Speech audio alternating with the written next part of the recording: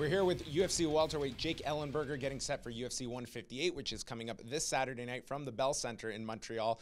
Your second time fighting in Canada. The last time, of course, seeing you up in Toronto at the Rogers Center. A very impressive win by yourself over Sean Pearson. First time here in Montreal. Any vibe you've gotten from the city here? This is considered the fight capital of Canada here in Montreal. Yeah, you know, I'm excited to be here. It's the first time in Montreal. I've been to Canada. I've been all over Canada, like Vancouver and a few places up there, but yeah, first time in Montreal. Excited about it. Hoping to make a repeat from what I did in Toronto. The last UFC I was here, but you know, a good vibe though. A lot of friendly people, and I made a few friends last night. So. Oh, well, that's good.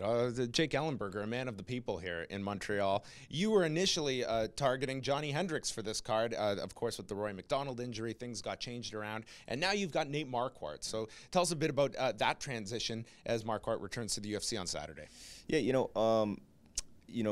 I was really hoping for. I was scheduled to fight Johnny Hendricks. You know, a guy that was one of the top guys in the division. You know, I'm not wasting my time, and he was the top guy at the time, and still is one of the top guys. But you know, for me, I'm just focused on what I got to do to win. So new opponent, same strategy for me as far as that goes, and you know, just whatever I got to do to get the win. Is this a tougher road to an eventual title shot for you going through Nate Marquardt, or do you feel that, you know, with Johnny's fight, with your fight, that, you know, the next potential title shot is kind of open there on Saturday? It's a kind of an unofficial tournament that Dana White has called it here of who could be the next contender at 170. Yeah, you know, I've never really looked past any opponent, so I've taken it one fight at a time. You know, and I haven't looked past Nate at all. He's gonna be a tough test for me. He's a tough opponent. You know, the former Strikeforce welterweight champ, and you know, he's fought the best guys at 185. So, you know, for me, just focusing on this fight for Saturday night, and then haven't looked anything, you know, beyond that really. We just saw Nate Marquardt, of course, in action back in January against Tarek Saffiedine. I'm sure that's a fight you've gone back and watched, and primarily the leg kicks were a significant part of that fight. Did you take a lot away, and do you expect a different Nate Marquardt to rebound after that fight and kind of change things around?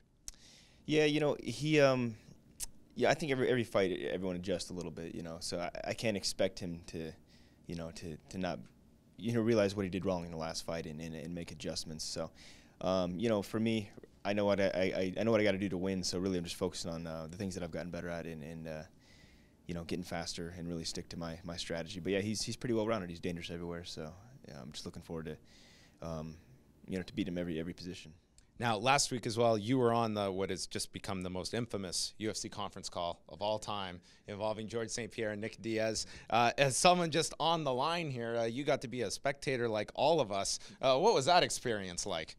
It was funny. It was the call didn't go as I expected it to, probably like everyone else listening. But I don't think anyone was. I was okay, you know, not getting any questions. It was entertaining. I enjoyed it. It was fun.